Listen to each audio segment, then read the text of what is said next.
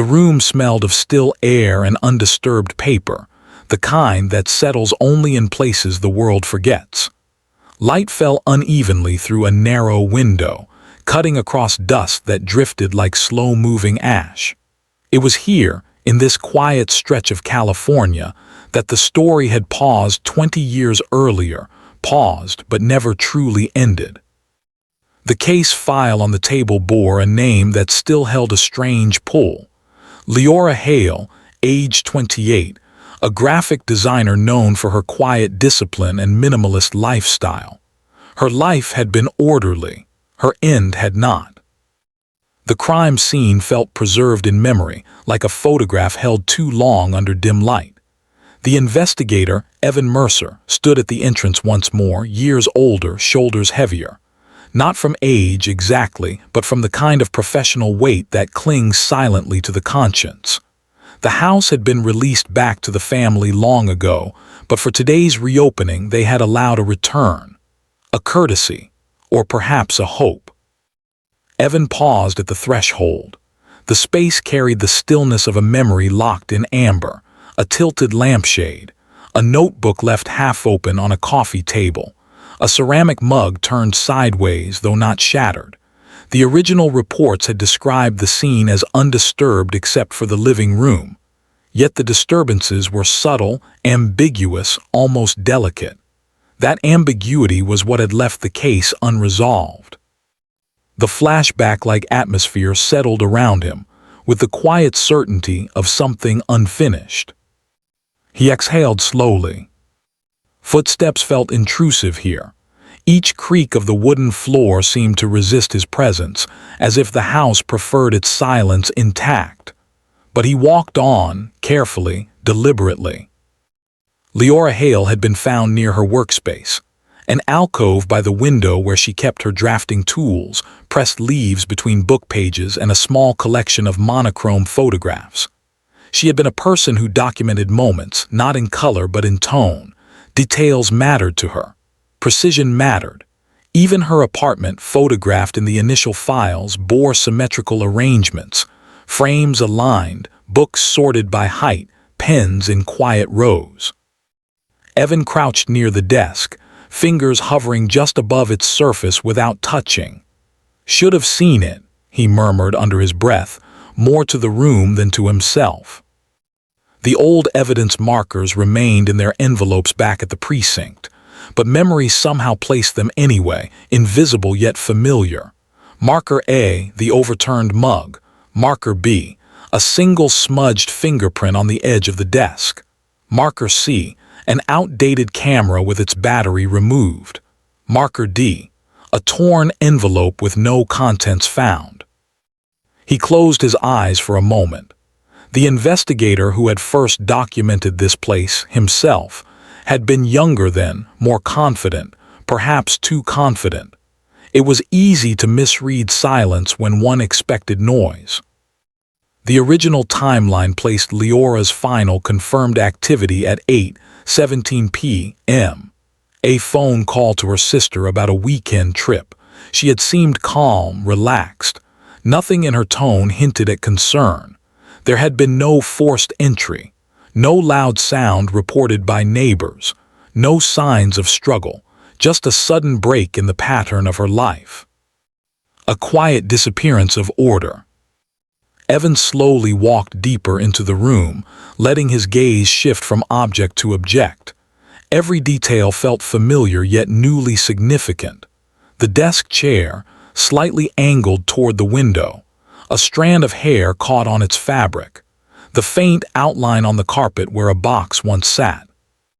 He spoke softly, half-whispered. "Why this silence, Liora?"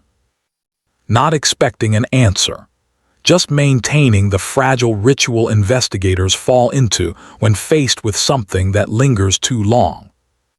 He moved toward the bedroom doorway.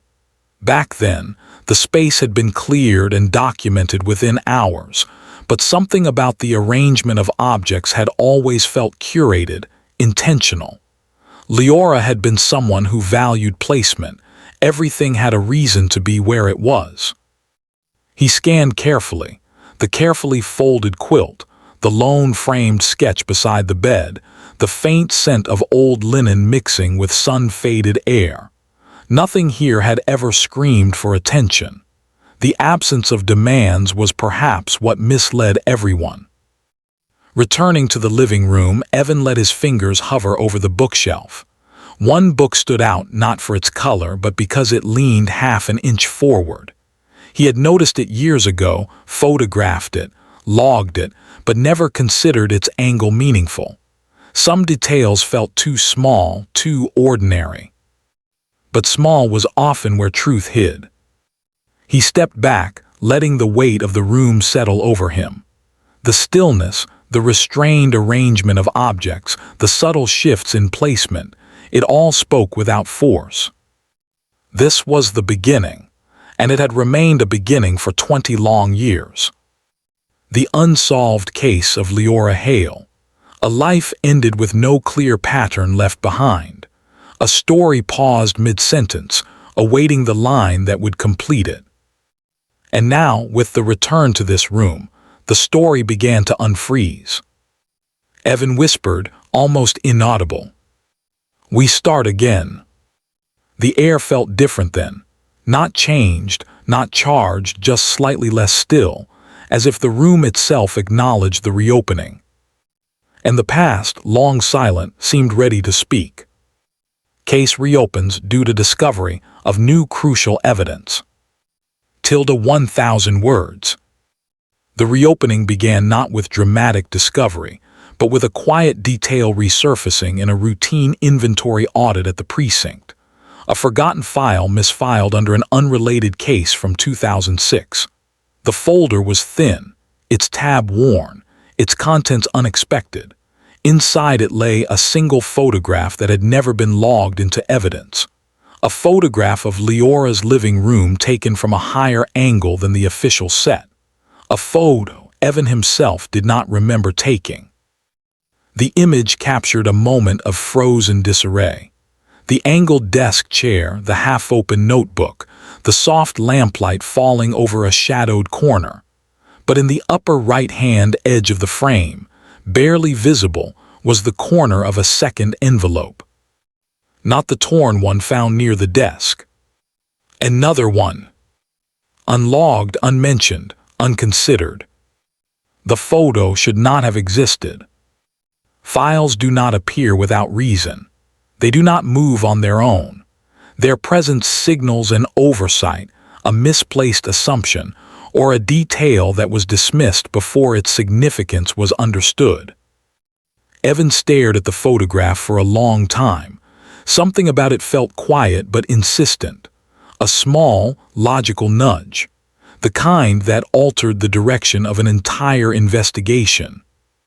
He brought the file to the supervising officer. The explanation was simple. The folder had been mistakenly stored in the wrong section and never scanned. A clerical oversight. Nothing intentional, but its presence now, after 2 decades, shifted the foundation of the case. The decision to reopen was made the same afternoon. Returning to the precinct archives, Evan sifted through old evidence logs. The original inventory listed 1 envelope torn and empty, but the photograph clearly showed 2. 1 on the desk.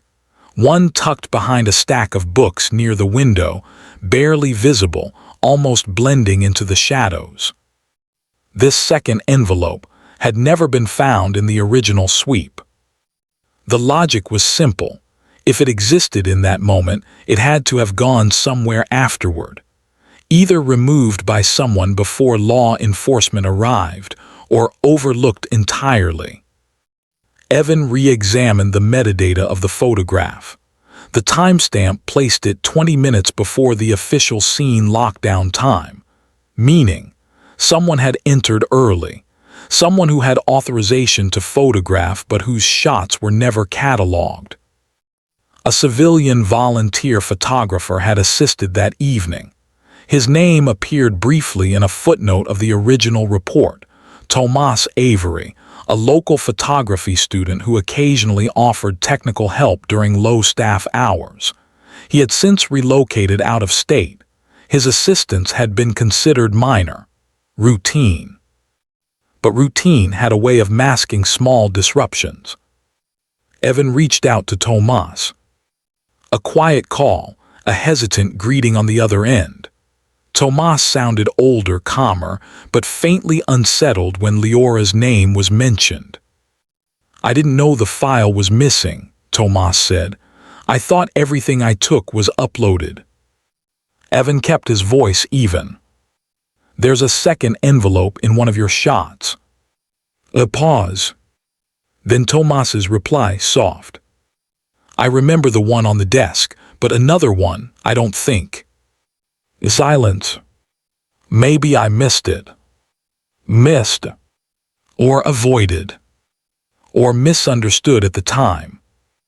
Tomas offered to look through his personal archive of old negatives. He promised to send anything relevant. His tone was steady, but the hesitation behind it was unmistakable. Back at his desk, Evan studied the photograph again. The second envelope's position suggested it had been partially hidden behind a stack of art books Liora often referenced. Its corner protruded only slightly.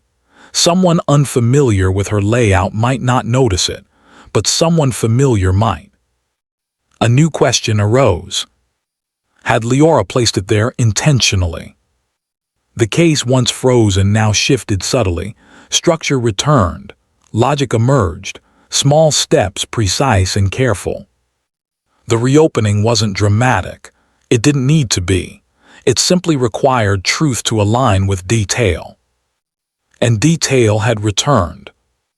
Investigator examines past reports to identify overlooked details. 1,000 words. Evan spread the original reports across the long metal table in the records room. The overhead lights hummed softly. The air smelled of cardboard, ink, and aging paper, an archive's familiar scent, layered and quiet. He moved methodically. Report 1, Initial Entry Notes. Report 2, Scene Photos Index. Report 3, Autopsy Summary Brief Clinical Restrained. Report 4, Interview Logs. Report 5, Evidence Lists. Each sheet felt like a voice frozen on paper, waiting to be read with new clarity. He began with the interior layout diagrams. Nothing overtly unusual, but the desk's angle, as documented, was slightly different from what appeared in the rediscovered photograph. A 5-degree shift, almost imperceptible, but still a shift.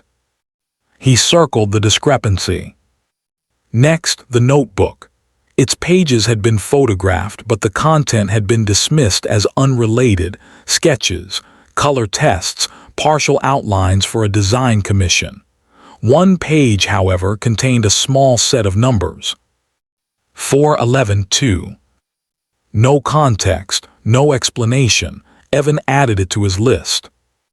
The camera with the missing battery caught his attention again. The original officer had written, "Battery absent when found." No clarification whether it was removed beforehand or misplaced later. The model was the kind that stored images entirely on film. The battery controlled the display. Without film logs, the camera's role remained ambiguous. Evan wrote a question beside it. Why remove battery from a camera that didn't rely on power for storage? Next, he examined the torn envelope. The original analysis found no prints. The edges were uneven but not hurried, deliberate, as if someone had opened it carefully enough to avoid damage but had torn one corner to remove something stuck inside. Possibly a card. Possibly a photo. Possibly a note. If the torn envelope once held something important, the second envelope might hold context. He flipped through the old interview transcripts. The sister. The neighbor. The client who commissioned her final design project. The friend who saw her earlier that week. Their words were calm, routine, restrained. But one statement stood out, a brief comment from the neighbor living across the street. She received mail often that month, more than usual. The note had been dismissed as irrelevant. People receive varying amounts of mail all the time. But paired with the envelopes, the detail gained new relevance. Evan marked it. Further down the transcript, another sentence caught his attention. Her window was open earlier that evening, around sunset. The window had been found closed by the time officers arrived. The initial assumption, she closed it herself. But if the timeline narrowed, someone else could have closed it. He made another note. Next, he analyzed the list of items collected from the desk drawers. Pens, design tools, sticky notes, paper scraps, but one line seemed oddly minimalistic. Single photograph, monochrome, subject unclear. The original officer had logged it but never attached the image, possibly misplaced, possibly mixed into another file. He searched the archive boxes. 15 minutes later, he found a sealed evidence sleeve containing a black and white photograph. The picture was grainy, an outdoor shot blurred by motion. A person walking away on a sidewalk, face obscured, not identifiable, not obviously connected. But Liora had kept it in her desk. He placed it beside the rediscovered scene photo. 2 photographs. 1 missing envelope. 1 hidden envelope. 1 unlogged angle shift. Numbers in a notebook. A battery removed for no clear purpose. Not dramatic. Not loud. But cumulatively, they formed the outline of a pattern. A pattern previously overlooked. Evan leaned back, letting the evidence settle visually before him like a slow puzzle rearranging itself. His inner monologue drifted between logic and quiet emotion. You should have seen it. You were here.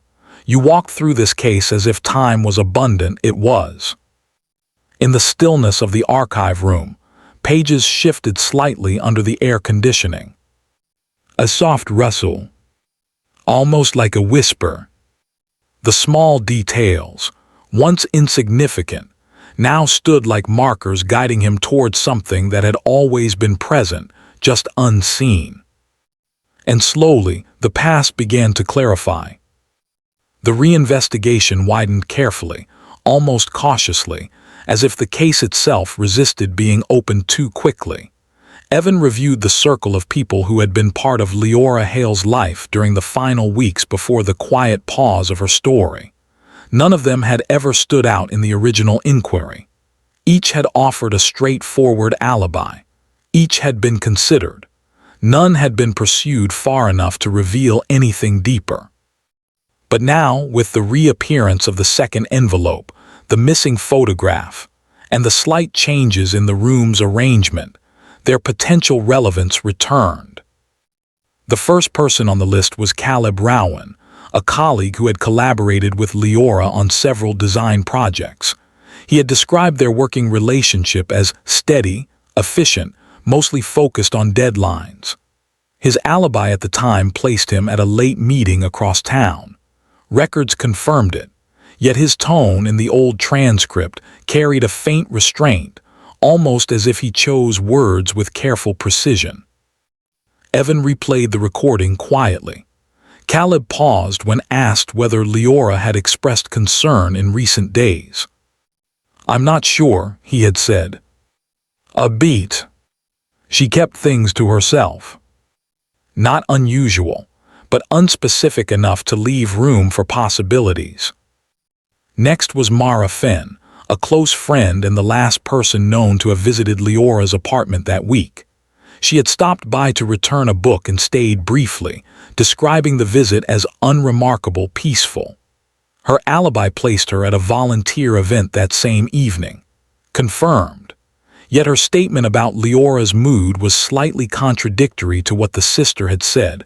One described her as calm, the other as distracted, reflective. Contradictions didn't imply wrongdoing, but they did imply overlooked nuance. Then came Elias Grant, a neighbor who lived in the apartment building across the street. He had little connection to Liora aside from the occasional greeting. His statement had been short. He saw her through the window earlier that evening, backlit by a desk lamp, working on something. He mentioned the open window at sunset. He said nothing else stood out. But Evan noticed a detail in the transcript he hadn't paid attention to before. Elias had been the one to call authorities after noticing her lights remained on unusually late. His concern seemed genuine. Still, people sometimes offered help because it allowed them to remain close to an event they couldn't distance themselves from. Not an accusation, just a possibility among many. Finally, there was Tomas Avery, the volunteer photographer. His presence at the scene before the official lockdown now held new relevance. His rediscovered photograph had revived the case. His memory of that night was fragmented, hesitant, not evasive, just unclear. Uncertainty alone wasn't evidence, but it opened a door. Evan began re-interviewing, beginning with Caleb. The office where Caleb worked was lined with drafting boards and models, creating an orderly landscape of shapes and angles. Caleb received him politely, though with a quiet stiffness. "I didn't expect the case to come back," Caleb said. Evan kept his tone neutral. "A few details require follow-up." Caleb nodded but avoided eye contact. His posture carried a faint weight, not guilt, just something unspoken. They went over his old statement. His answers were largely unchanged. Yet when shown the rediscovered photograph, his brow tightened slightly, as though recognizing something he hadn't acknowledged before. "That wasn't logged," Caleb murmured. "You remember it." A pause. "I remember Tomas taking more photos than what ended up in the file."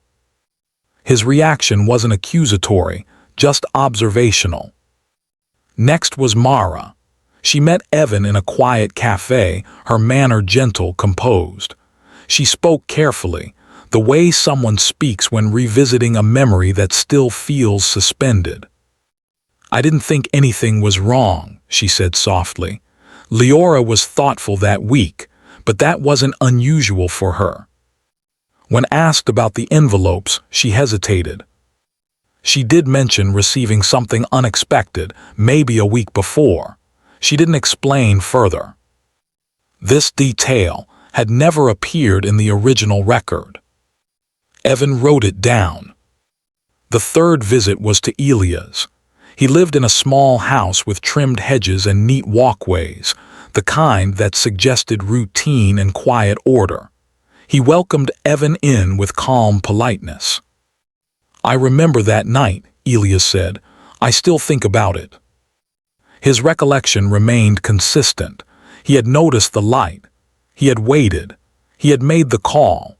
But when shown the hidden envelope's position in the rediscovered photograph, his expression changed subtly. I don't remember seeing that," he whispered. "Not fear. Recognition, perhaps. Or uncertainty." Lastly, the call with Tomas came. He had found several negatives in his personal archive, scans of additional angles from the living room. He sent them digitally. One in particular caught Evan's attention, a close shot of the desk. It showed the torn envelope clearly, and next to it, a faint indentation on the wood surface where something rectangular had once rested. A missing object. Not listed.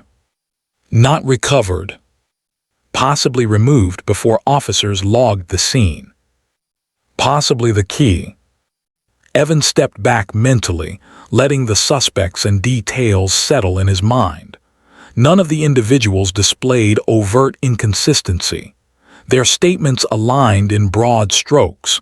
Their movements matched their alibis. But nuance wasn't in broad strokes. It lived in the small edges. hesitations, careful phrasing, fragments of memory that bent rather than broke. Multiple suspects existed. Multiple paths. Multiple possibilities. Yet only one path could connect logically to the facts quietly emerging.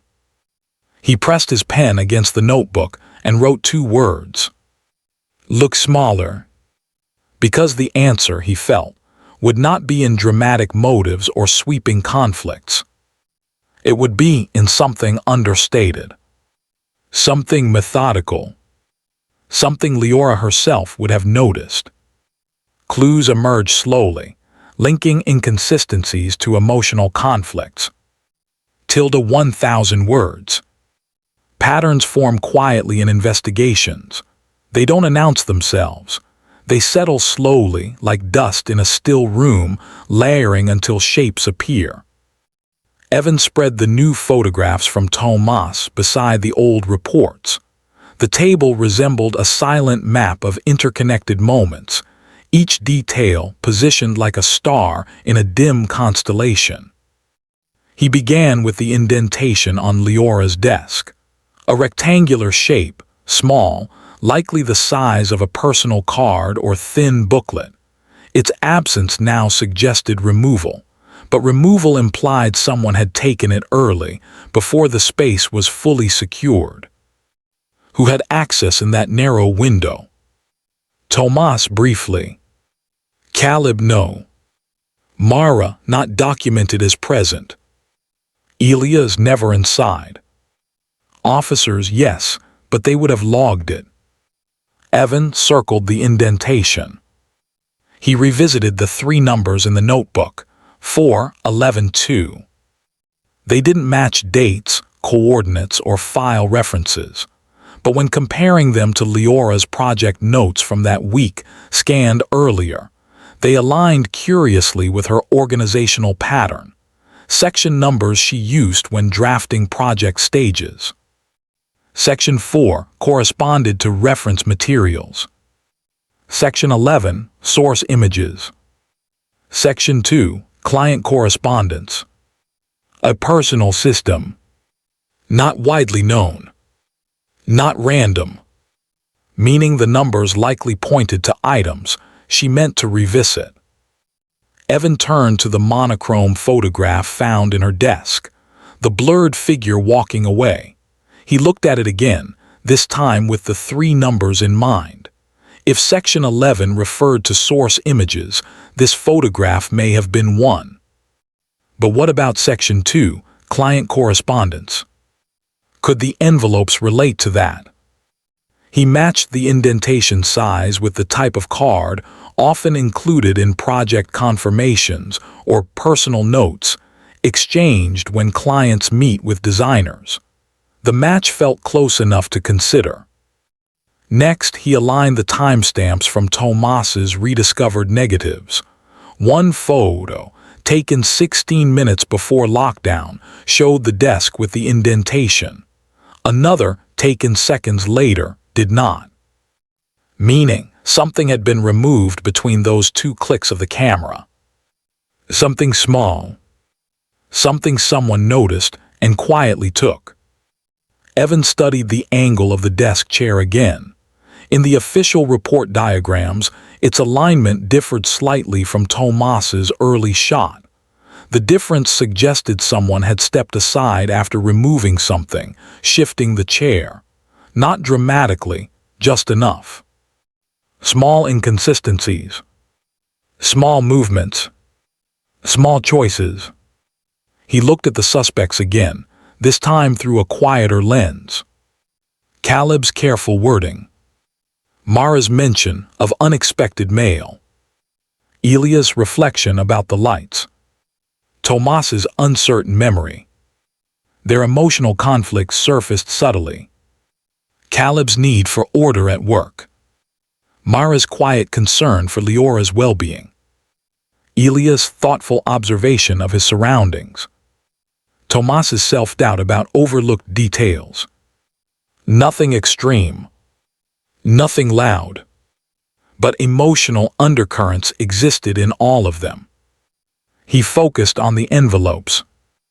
If Liora had received unexpected mail, and if that mail included a small card-sized item, it could explain the indentation.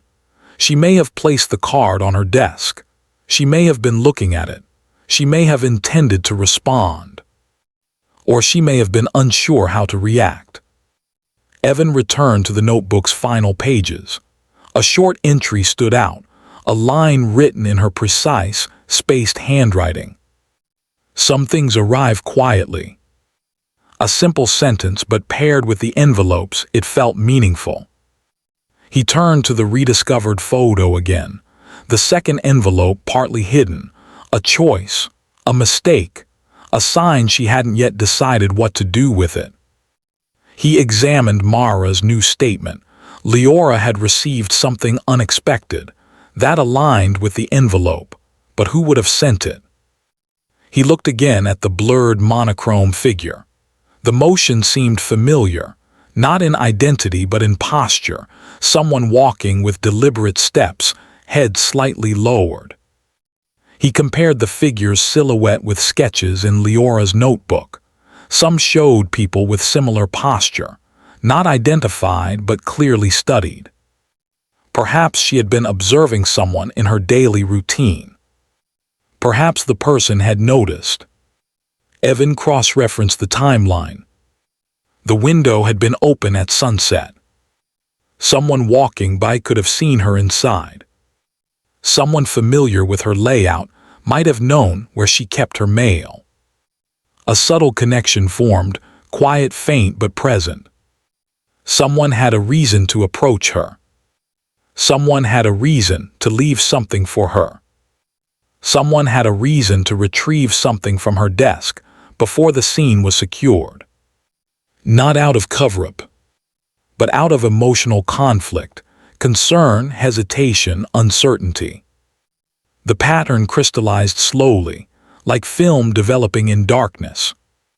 Someone had been closer to Liora's routine than initially assumed. Someone who saw her window from across the street. Someone who noticed her lights. Someone who observed small changes in her behavior. Someone who would have approached in the early minutes before authorities arrived. Evan wrote a single name at the top of the page. Not as accusation, but as logic. The emotional conflicts, quiet, unspoken, were beginning to align with the physical inconsistencies. And the past was preparing to reveal something small but devastating. The pattern had formed slowly, layer by layer, until it settled with quiet certainty. Evan sat alone in the precinct's evidence room, illuminated by the low fluorescent glow, letting every detail align in his mind. The indentation on the desk, the missing card, the second envelope, the altered chair angle, the observation of the open window, the call to authorities made promptly, almost too promptly, the rediscovered photograph taken before lockdown. He looked again at the list of names. Caleb, Mara, Tomas, Elias. Each had their own place in the case, but only one had both opportunity and silent proximity. Elias Grant. Not because he displayed anything overtly unusual, not because he contradicted his statement, not because he acted suspiciously, but because he acted precisely the way someone familiar with her routine would act. The open window detail, the observation of her lamp staying on, the timing of the call, the vantage point of his home directly across the street. Most importantly, the rediscovered photograph showed the rectangular indentation intact at one moment, then gone only seconds later, within the narrow time frame before official personnel secured the scene. Tomas had been moving room to room with strict instructions. Officers were still outside. The timeline window was incredibly small. Only someone with direct view and immediate access could have crossed the street unnoticed. Elias lived close enough to make that walk in under a minute. The logic was tight, measured, and quiet. Not dramatic. Not forceful. Just inevitable. Evan arranged the photographs in sequence, letting the transformation appear visually. The indentation vanished. The chair shifted. And in the blurred outdoor source photo found in her desk, the silhouette's posture, head lowered, shoulders slightly forward, matched Elia's far more closely than anyone else. He reviewed the old transcripts with this new lens. 2 lines stood out. I saw her earlier at sunset, the window open. I noticed her light was still on much later. These were observations made with familiarity, not distance. Someone who paid attention to Liora's routine, not intrusively, just attentively, not dramatically, just quietly. Evan visited Elia's again, early morning, when the street was silent and the air held the neutral stillness of a day that hadn't yet decided its tone. Elias greeted him gently, almost welcoming, unaware of the shifting structure beneath the reinvestigation. They sat at his dining table, where morning light filtered in through half-open blinds, creating stripes of subdued brightness across the table's surface. Evan kept his questions simple and slow. "You were observant of her routine," he said. Elias nodded, hands loosely linked. "She lived right across. I noticed things without meaning to." Evan placed the blurred monochrome photograph between them. "Do you recognize this posture?" Elias leaned in slightly, his brows narrowed. "Hard to say, could be many people." "Could it be you?" Evan asked quietly. A soft silence filled the space, not discomfort, just a careful stillness. "It might be," Elias admitted. "People walk the same way from time to time." His tone was calm, not defensive. Then Evan laid down the rediscovered photograph, showing the desk indentation intact, then the one moments later where it was missing. Elias stared. His breathing remained steady, but something in his eyes shifted, an internal acknowledgement, not resistance. "I crossed the street," he said finally, voice low. "Before officers closed the door, the light was still on. I thought maybe she needed help." He paused, searching for the right words. "I stepped inside. I shouldn't have, I know that." Evan's expression remained neutral. "Why take the card?" Elias folded his hands, thoughtful. "It had my name on it." The room stayed quiet, absorbing the weight of the answer. He continued slowly. "It wasn't meant for harm. She had found my contact card.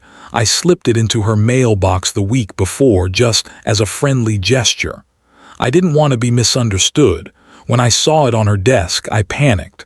I thought someone would misinterpret it, so I took it." A quiet confession. Not forceful. Not rehearsed.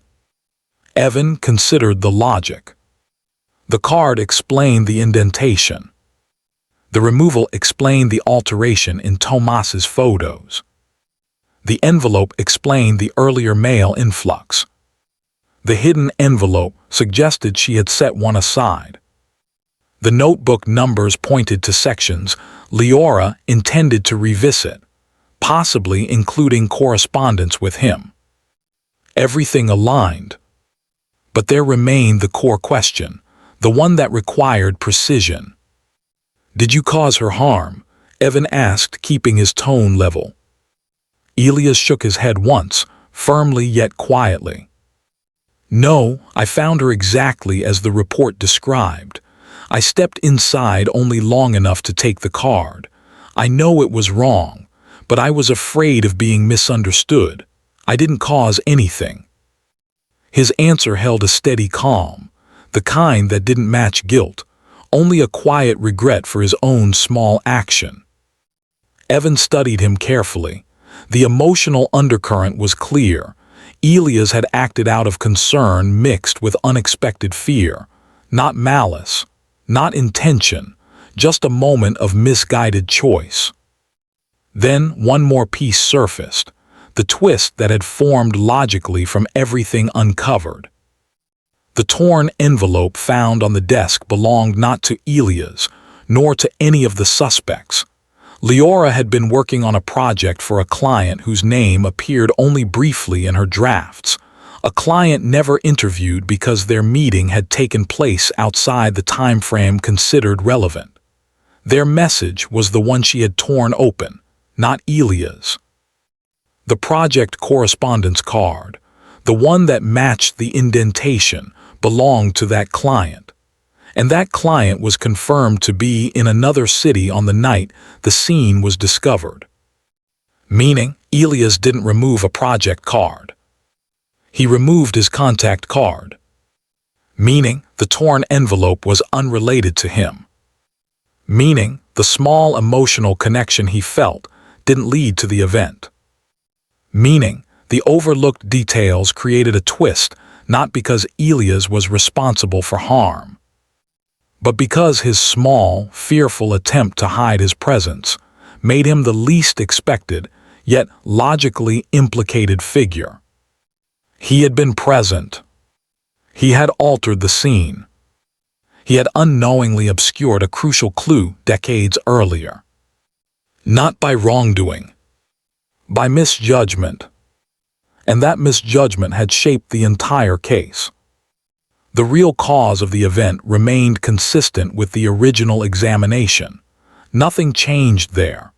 The twist lay not in discovering a person acting with intent, but in discovering a person whose small, silent choice shifted the case into uncertainty. The least suspected person was never responsible for the event, but they were responsible for obscuring the truth. A subtle yet devastating realization. It was the smallest action, removing a card that had prevented clarity for 20 years. Ends with moral reflection. Truth isn't always visible on surface. 1,000 words. The case closed quietly. Not with accusations. Not with spectacle. Not with dramatic resolutions. Just quiet clarity. Evan filed the updated report with slow, deliberate movements. The fluorescent lights overhead hummed in a low, steady rhythm. The room felt larger somehow, as though uncovering the truth, however modest, however understated, had cleared space in the air around him. He summarized the findings. A misfiled photograph. A second envelope. A missing card. A silent entry into the scene. A small alteration that shifted the investigative lens for decades. The facts aligned now with logic, pattern, and context. There were no contradictions left, only the subtle threads that connected human choices to investigative outcomes. Elias had acted out of concern mixed with quiet fear. His presence in the room, brief and unreported, created the misalignment that had unsettled the case. He wasn't responsible for the event. He wasn't responsible for the outcome. But he was responsible for the confusion, a single moment of hesitation that rippled outward through time. Evan stood, stretching slowly. He walked to the window overlooking the quiet California street. An easy wind brushed the trees outside. Sunlight filtered through branches, creating fractured shadows across the pavement. His thoughts drifted, measured and calm. Investigations often chased large answers, sweeping explanations, dramatic revelations. But more often, truth lived in small moments, quiet decisions, overlooked fragments, choices made without intention to shift anything at all. Truth wasn't loud. It wasn't forceful. It wasn't always visible on the surface. It lived in details, so subtle they could hide in photographs for decades. It lived in movements so restrained, they could be mistaken for routine. It lived in emotions so quiet they went unspoken. He imagined Leora's apartment again, the open notebook, the faint air of dust, the soft glow of the lamp. A life paused, never fully explained, yet carried respectfully in memory. He whispered, barely audible, "We did what we could. Not closure, not relief, just a simple acknowledgement." He gathered the files carefully and placed them into the archive box marked with the updated case number. He sealed it, pressed the tape firmly, and stored it on the shelf where the others waited, quiet stories, each holding its own stillness. Before leaving, he paused. Some part of him understood that the case would never feel entirely settled, not because of doubt, but because of the quiet nature of truth itself. Resolution could be procedural, structured, complete on paper, but emotionally, truth carried a softness that resisted clean endings. As he stepped outside, the late afternoon light washed across the street. A calm warmth settled in the air, carrying no dramatic promise, just the simple presence of the world continuing. He walked down the steps with slow, even strides. No urgency, no weight, just a lingering thought that the smallest action can shape the longest investigations.